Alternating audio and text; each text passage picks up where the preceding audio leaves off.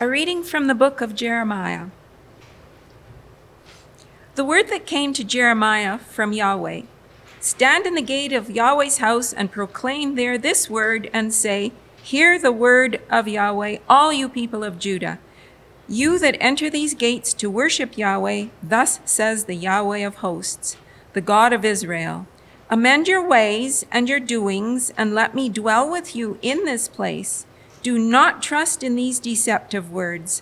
This is the temple of Yahweh, the temple of the Yahweh, the temple of the Yahweh. For if you truly amend your ways and your doings, if you truly act justly one with another, if you do not oppress the alien, the orphan, and the widow, or shed innocent blood in this place, and if you do not go after other gods to your own hurt, then I will dwell with you in this place, in the land that I gave of old to your ancestors, forever and ever. Here you are, trusting in deceptive words to no avail. Will you steal, murder, commit adultery, swear falsely, make offerings to Baal, and go after other gods that you have not known, and then come and stand before me in this house, which is called by my name, and say, We are safe? Only to go on doing all these abominations? Has this house, which is called by my name, become a den of robbers in your sight? You know I too am watching, says the Yahweh. Go now to my place.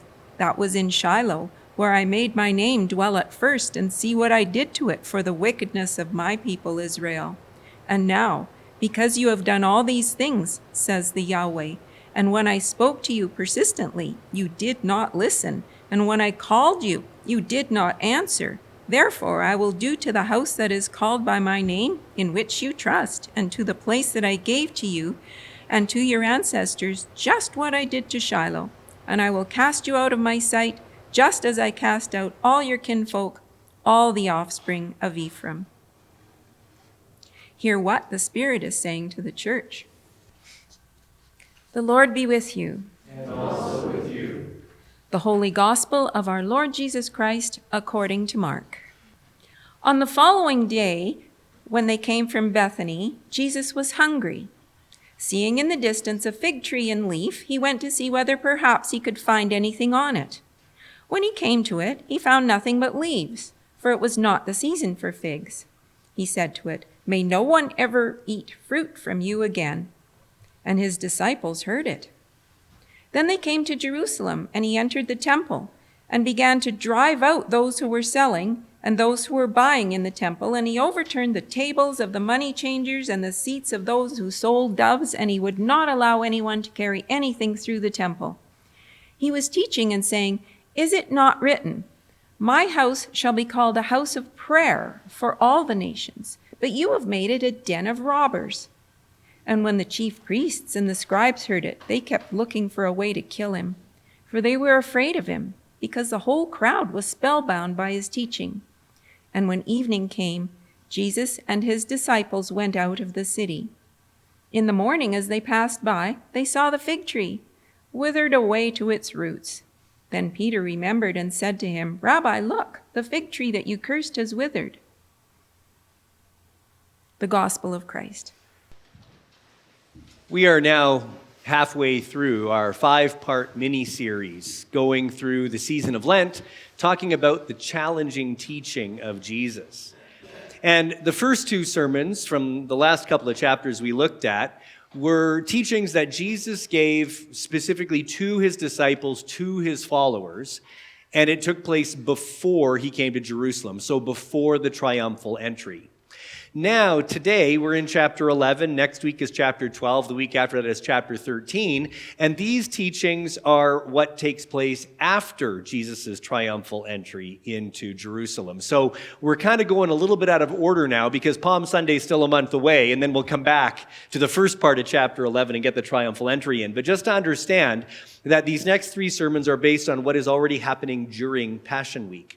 And what we find is that Jesus' teaching here is not so pointedly directed to his own followers, his own disciples, but in a much broader sense.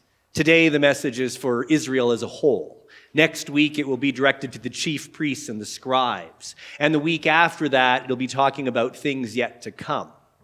And so I hope that kind of comes across as a bit of a good thing, because the last couple of weeks were pretty incisive on us, right? And if you might recall, we were saying Jesus' bottom line is, look, being a Christian is not about being good at liturgy. It's not about being good at going to church. It's not about getting all the rituals right.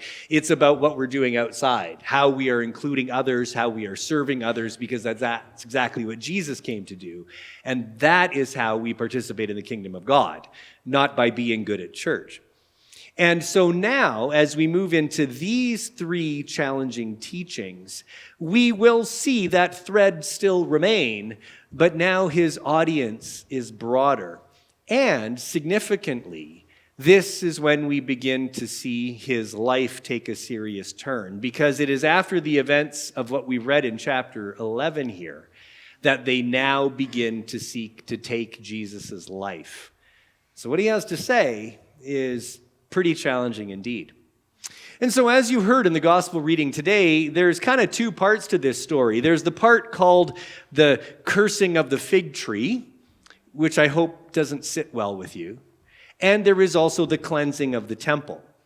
And both of these we're going to look at today, but we're going to start with the cleansing of the temple. This is the event that really kicks off now the murderous intent of the religious leaders against Jesus because of what he does. And as we had said before, that each of the gospel writers has a purpose in writing the story of Jesus. And so they will have the different events in Jesus' life, and they will put them into their story in a way that will help them make the point that they have to make. And so the cleansing of the temple happens in all four gospels. But it's interesting when it happens. In the Gospel of Mark, the cleansing of the temple happens the day after the triumphal entry. So in the earlier part of chapter 11, Jesus comes in, Hosanna to the Son of David, all that stuff, riding the donkey and the palm branches. And then he comes in, he looks around, and then he leaves Jerusalem, goes to Bethany for the night. And then it's the next morning, Monday morning, as it were. He's coming into Jerusalem. They see the fig tree, and we'll come back to that. And that's when he comes in to cleanse the temple, the day after the triumphal entry. On the Gospel of Matthew, Matthew has the triumphal entry has the cleansing of the temple be the very first thing Jesus does right after the triumphal entry. He comes into much acclaim, goes into the temple, and starts flipping things over. And same with the Gospel of Luke. They put it on the same day. In the Gospel of John, the cleansing of the temple happens in chapter 2. It happens at the beginning of everything, and it doesn't happen at all during Passion Week. So we've got this obvious intention of the writers to take this event that took place and position it in a way that's going to make sense for what it is that they are trying to communicate. Something has happened. When exactly it happened could be up for debate. Because Mark was written first, is he the one that's most correct? Perhaps it's difficult to say. But here we are. This is an event that was taking place. So what is it that makes the cleansing of the temple so significant? Well, the first part of it is to recognize that Jesus is tremendously angry. And sometimes we can have a hard time understanding that or trying to envision that because of the character of Jesus that we've come to know. The idea of Jesus being really, really angry can be hard to take. But he is. He is very much angry. He is being angry on God's behalf for what it is that he's seeing in the temple. And what he was seeing in the temple, well, it isn't said totally clearly in the Gospel of Mark, but we're able to infer what's going on. We read here that he entered the temple and he began to drive out those who were selling and those who were buying in the temple. And he overturned the tables of the money changers and the seats of those who sold doves. And he would not allow anyone to carry anything through the temple. I'm kind of puzzled by that line. And I think basically he's saying, yeah, it doesn't matter if you bought something, you're not taking it out right now or whatever. But anyway, it then says, he was teaching and saying, "Is it not written, my house shall be called a house of prayer for all the nations, but you have made it a den of robbers." And I hope that you, in hearing him say those familiar words to us, recalled something that was said in the first reading that you heard Susan read this morning from Jeremiah. Because that reference to the den of robbers is part of what was said by Jeremiah in chapter 7 of his book. Jesus is angry, He is making a point about what it is that he's seeing, and he is doing it not in an original way, but in keeping with the prophetic tradition that happened almost 600 years earlier with Jeremiah. Let's take a look at the passage in Jeremiah. This is the beginning of Jeremiah's ministry. He has been called to speak to the people of Judah. This is after the northern kingdom of Israel has been defeated by the Assyrians, and he has something to say to the southern kingdom of Judah, and it's a warning saying, take a lesson from what happened to your sister nation to the north, because what I did there, I'm prepared to do again. And he mentions a place called Shiloh. Before Jerusalem was selected to be the focal point for the temple, there was a shrine to Yahweh in Shiloh in the north.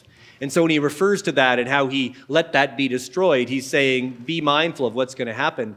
And what it is that Jeremiah has to say to the people of Israel back then is very similarly angry to what we see Jesus doing with the cleansing of the temple.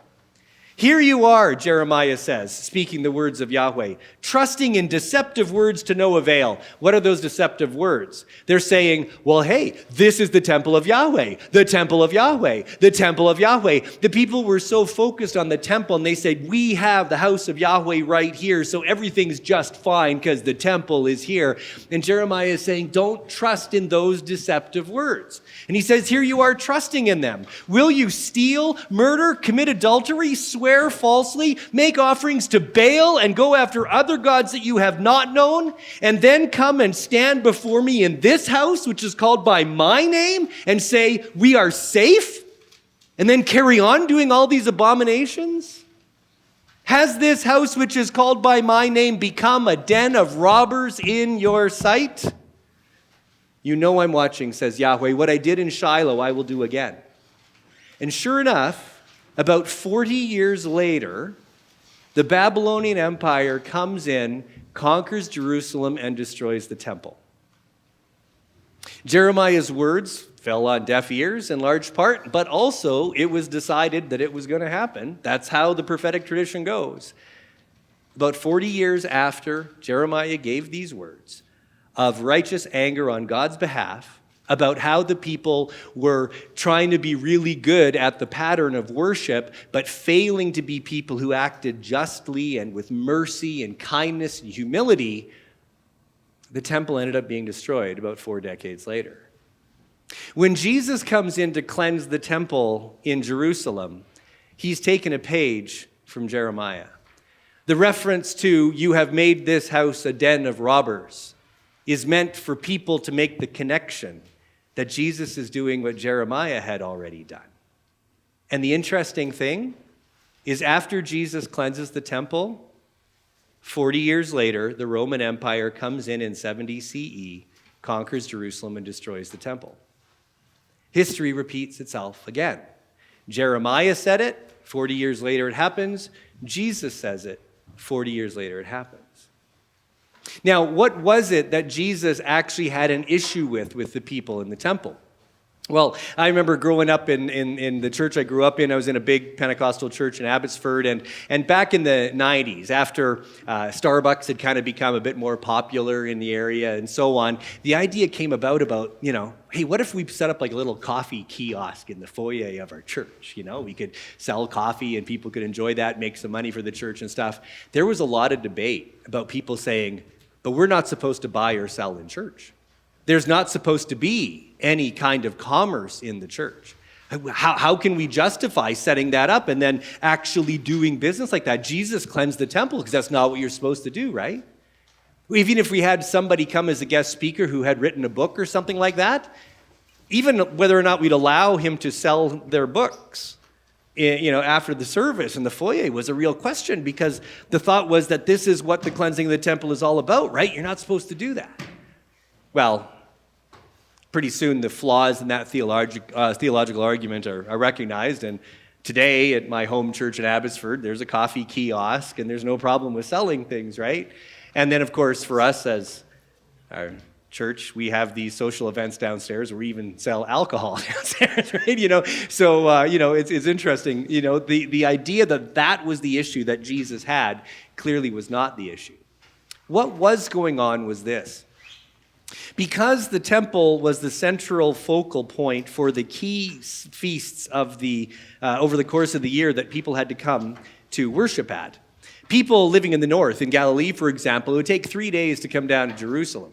And they're supposed to bring a sacrifice. They're supposed to bring a goat or a lamb, or if they can't afford that, they could bring a couple of doves instead.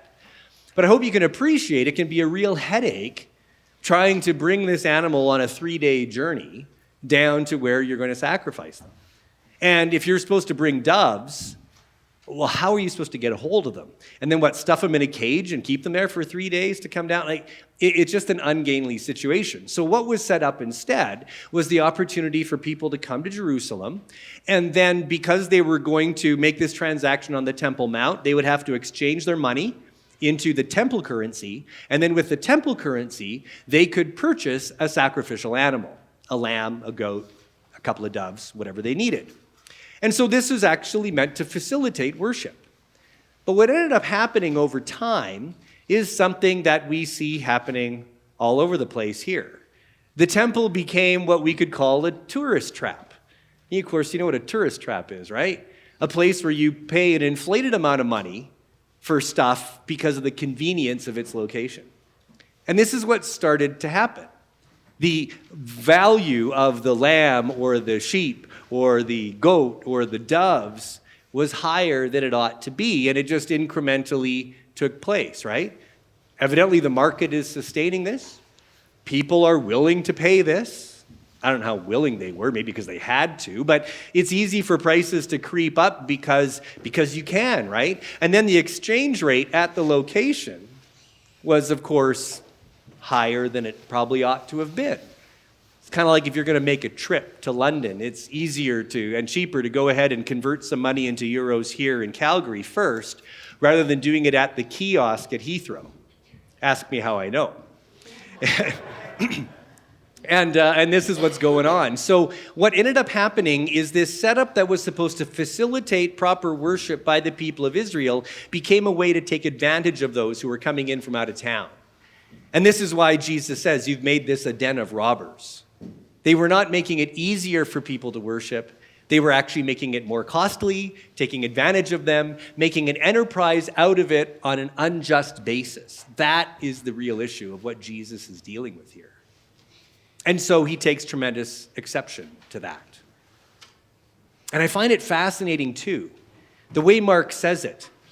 It says that he came in, started overturning tables and all of that, and getting rid of those who were selling doves. And then it says he was teaching and saying, is it not written, my house shall be a house of prayer, but you've made it a den of robbers?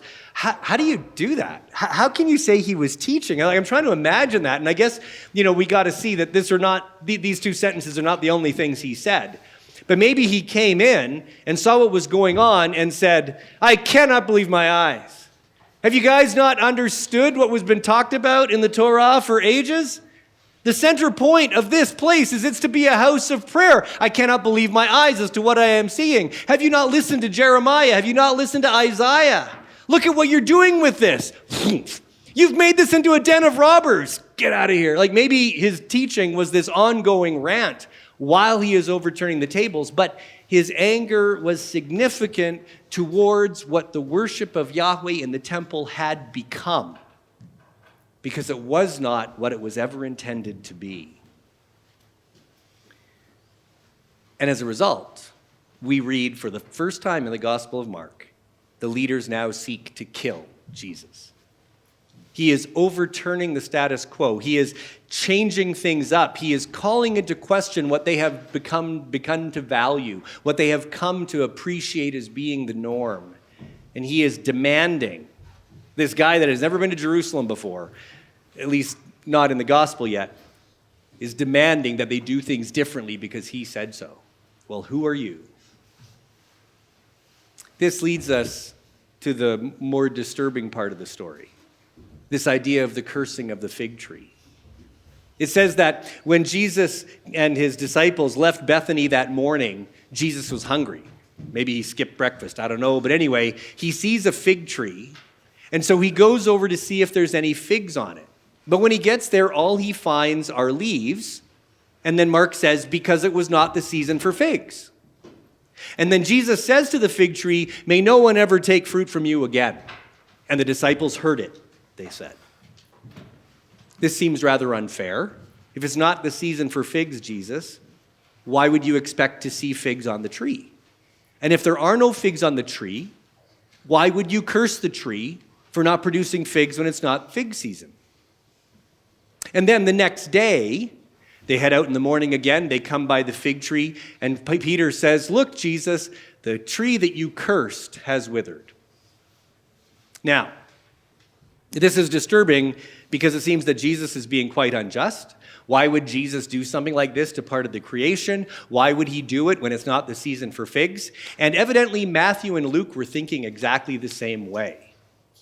Because when Matthew tells the story of the cursing of the fig tree, everything happens all at the same time. Jesus sees the fig tree. He goes over to see if there are any figs. There's only leaves, so he curses the tree, and at that moment, it withered and died.